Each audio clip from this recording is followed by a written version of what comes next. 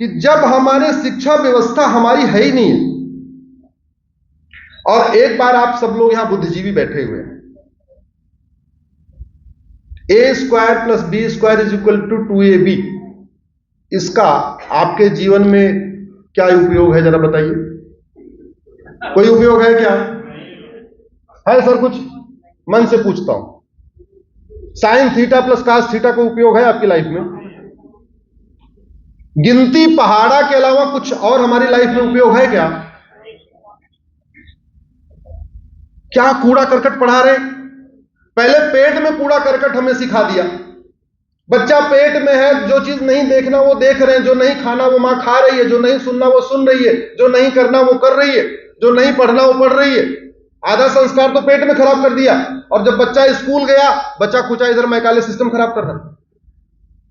हमारे आपके जीवन में हम जो कुछ पढ़ते हैं, 5% हमारे जीवन में उपयोग आता है। हमारी वैदिक शिक्षा में हम जो कुछ पढ़ते थे उसका 100% लाइफ लॉन्ग हमारे जीवन में उसका लाभ है, लाइफ लॉन्ग। तो हमारी वैदिक शिक्षा व्यवस्था क्या थी? 555 मॉडल। फर्स्ट 5 में क्या था?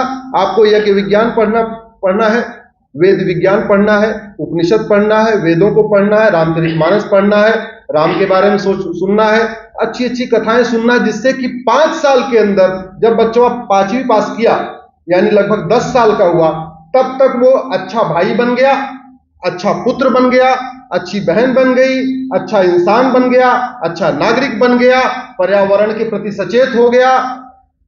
क्या खाने से सतोगुण आएगा, क्या खाने से रजोगुण आएगा, क्या खाने से तमोगुण आएगा, उसके बारे में उसको पता चल गया। एक तरीके से 10 साल के अंदर अंदर वो पूरा मैच्योर हो गया। इंद्रियों पे नियंत्रण कैसे करना है, कैसे आंखों को कंट्रोल करना है, कैसे कान को कंट्रोल करना है, सब सीख गया। फिर हमने उसको सेकेंडरी था, उसमें आता था बच्चा, और आजकल तो हम कहते हैं कि बहुत बड़ा भारी झोला हो गया है। 8-10 किताब आती है, कहते हैं झोला बहुत भारी हो गया। पहले गुरुकुल में 20 किताब पढ़ाई जाती थी। वैदिक शिक्षा व्यवस्था में 20 किताबें थी, 20 विषय थे। अग्नि विद्या, जिसको हम आज की डेट में मेटलर्जी कहते हैं, यह सेकेंडरी में पढ़ाई जाती थी।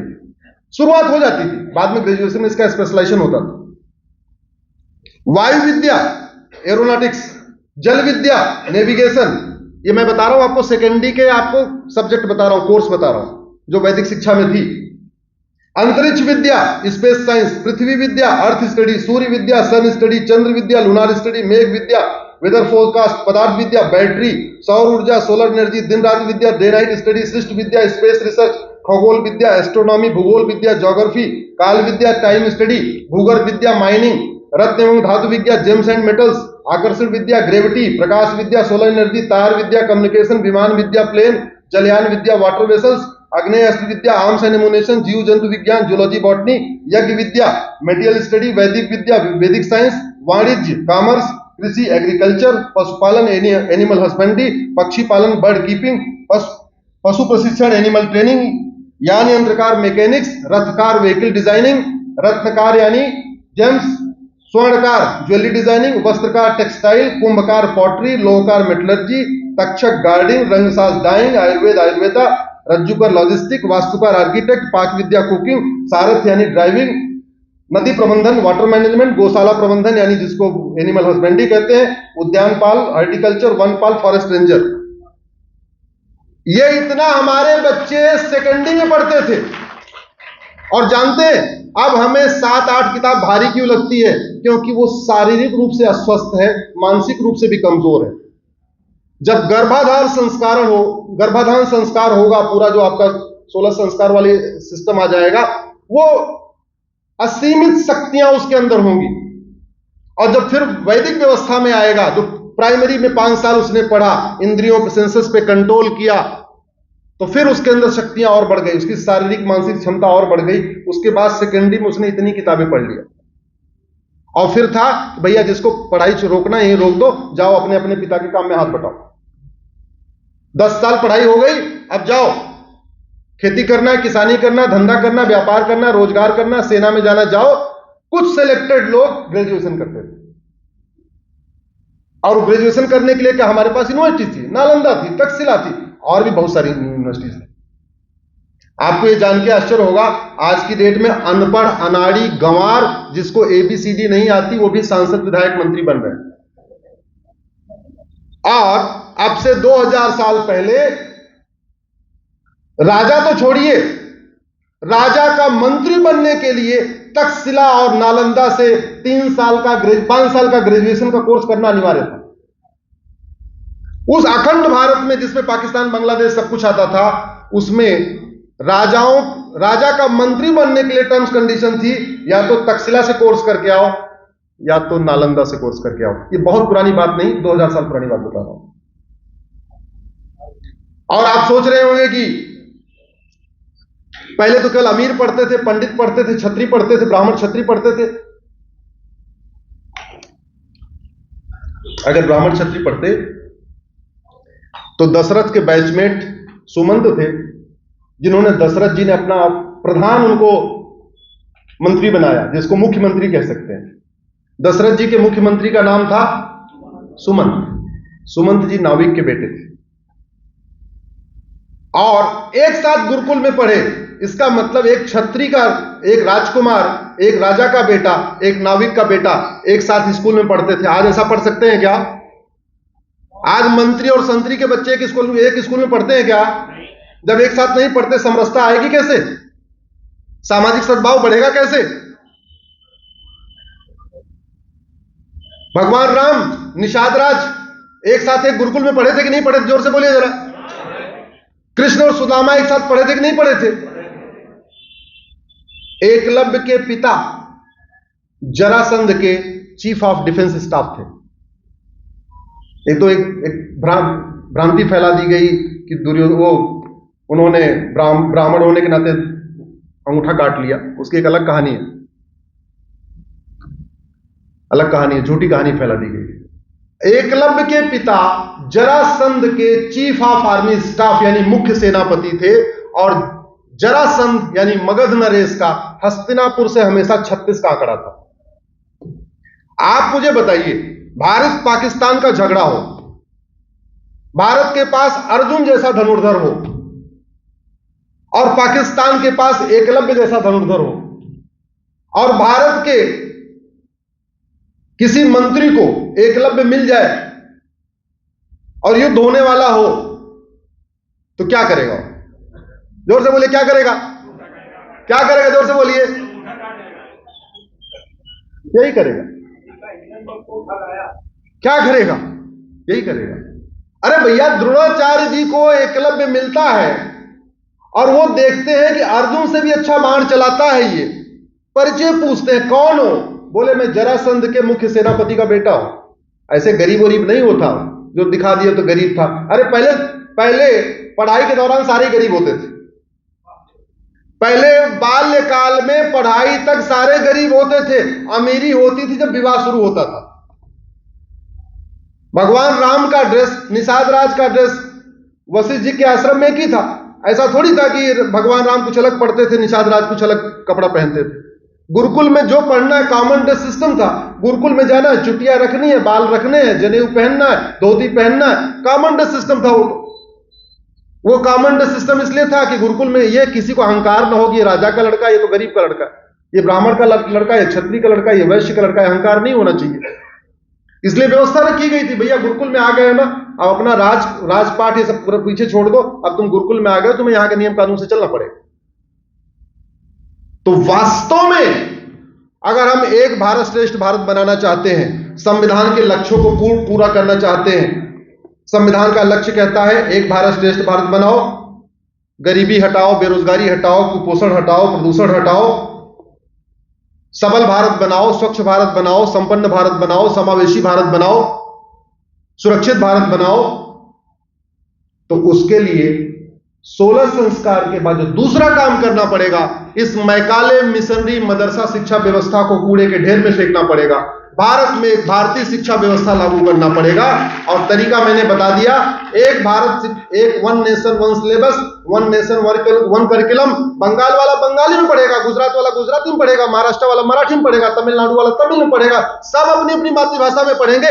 सिलेबस और करिकुलम एक होना चाहिए। और मैं फिर से कह रहा हूं, प्राइमरी में कूड़ा करकट मत पढ़ाइए, प्राइमरी में पहले बच्चे को अच्छा इंसान बनाइए। और कोई पहली से अंग्रेजी पढ़ाने की कोई जरूरत नहीं है।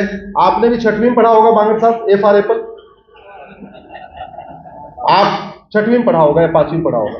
मैं यूपी से हूं, मैंने ए ऐसे बनता है, ये छठवीं में आके पढ़ा। A for apple, B for ball, C for cat, ये हमने छठवीं में आके पढ़ा है। और भगवान के आशीर्वाद से इंजीनियरिंग भी कर लिया, बाद में वकालत भी कर लिया। भारत की संस्कृति को मजबूत करने के लिए वैदिक शिक्षा व्यवस्था को इंप्लीमेंट करना पड़ेगा। अंग्रेजी की बजाय प्राइमरी में संस्कृत को प्रमोट करना पड़ेगा।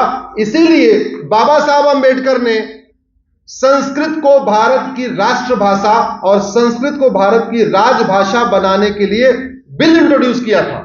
यह अलग बात है, उस समय कुछ लोगों को सेकुलर कीड़ा काट गया, बाबा साहब अंबेडकर का बिल पास नहीं हो पाया, इसलिए संस्कृत की बजाय ऑफिशियल लैंग्वेज हमारी हिंदी हो गई। एक्चुअल में बाबा साहब अंबेडकर कहते थे संस्कृत को ऑफिशियल लैंग्वेज बनाओ, लेकिन जब वो बिल पास नहीं हो पाया तब इसमें संविधान में एक प्रावधान आया, आर्टिकल 344 से 351 तक पढ़िए, जिसमें सरकार को ड्यूटी दी है कि सरकार यह व्यवस्था सुनिश्चित करे कि सभी भारतीयों को हिंदी और संस्कृत लिखना, पढ़ना, बोलना आ जाए।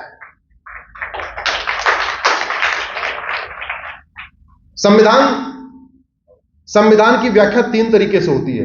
एक होता है लिटरल इंटरप्रिटेशन, जो लिखा है अक्षर को पढ़ लीजिए। दूसरा होता है पर्पोजिव इंटरप्रिटेशन, उद्देश्य क्या है उसके हिसाब से पढ़िए। तीसरा होता है कंस्ट्रक्टिव इंटरप्रिटेशन, उसको कंस्ट्रक्टिव तरीके से पढ़िए। और चौथा होता है हार्मोनियस इंटरप्रिटेशन, उसको हार्मोनी में उसका इंटरप्रिटेशन करिए। संविधान के आर्टिकल 344 से 351 को पढ़िए। 351 में सीधे सीधे लिखा हुआ है ऐसी व्यवस्था करना है कि भारत की कनेक्टिंग लैंग्वेज हिंदी बन जाए। आज की डेट में भारत की कनेक्टिंग लैंग्वेज क्या है? इंग्लिश।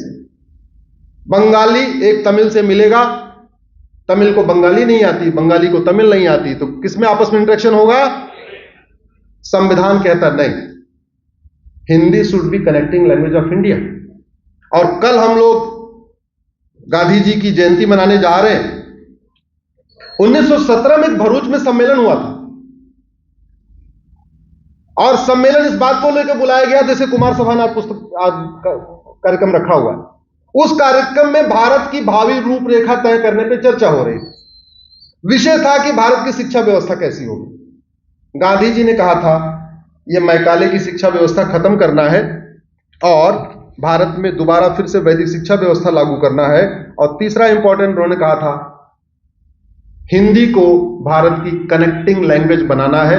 1917 का भरूच का सम्मेलन का ये रिजोल्यूशन था कि हिंदी को क्या बनाना है? Connecting language of India, Bharat को जोड़ने वाली भाषा। नहीं पास हुआ, नहीं उस पर काम हुआ। लेकिन और जानते काम क्यों नहीं हो रहा है? क्योंकि आप लोग अपने बेटे को 1000 रुपए देते हो, अगले दिन फिर 1000 मांगता है, पूछते हो कल तो 1000 दिया था, क्या किया उसका? पूछते नहीं पूछते। लेकिन लाखों करोड़ रुपए टैक्स देते जा रहे हो, कभी पूछते नहीं भैया इतना तुम्हें पैसा दे रहा हूं, इतना पैसा दे रहा हूं, इतना पैसा तुम कर क्या रहे हो? अरे कोई मालिक थोड़ी है इस देश का, सब अपना अपना काम कर रहे हैं। जैसे आप बिजनेस व्यापार कर रहे हो, आप अपने स्वधर्म का पालन कर रहे हो। सांसद का स्वधर्म है अच्छा कानून बनाना, विधायक का स्वधर्म है अच्छा कानून बनाना। जो हमारी समस्याएं हैं उन पे संसद विधानसभा में चर्चा करना, उन समस्याओं का स्थायी समाधान करना। ये संसद विधानसभा बनी किस लिए? ये तू मैं करने के लिए, आरोप प्रत्यारोप करने के लिए, नूरा कुश्ती करने के लिए, बतौलेबाजी करने के लिए, शेरो शायरी करने के लिए, या तू चोर मैं सिपाही खेलने के लिए थोड़ी है। ये संसद विधानसभा कानून बनाने के लिए बनी है कि भारत की समस्याओं पे चर्चा हो और उसका मूल कारण स्थायी समाधान ढूंढा जाए। ये संसद विधानसभा बनी है संविधान के लक्ष्यों को प्राप्त करने के लिए। संविधान का लक्ष्य है राम राज्य की स्थापना। राम राज्य का मतलब धर्म की जय हो, अधर्म का नाश हो, प्राणियों में सद्भावना हो, विश्व का कल्याण हो। संविधान का लक्ष्य है संप्रभु भारत बनाना। आज तक आपके चर्चा हुई क्या इधर विधानसभा में? संप्रभु भारत पे चर्चा हुई क्या? चलो संप्रभु बंगाल बनाने आपस में लड़ते। उसका कारण भी है। मैंने बहुत अच्छी प्रैक्टिस, भारत में इकलौती प्रैक्टिस यहां देखी है कि यहां रविवार के दिन साप्ताहिक रूप से ब्रेकफास्ट किया जाता है।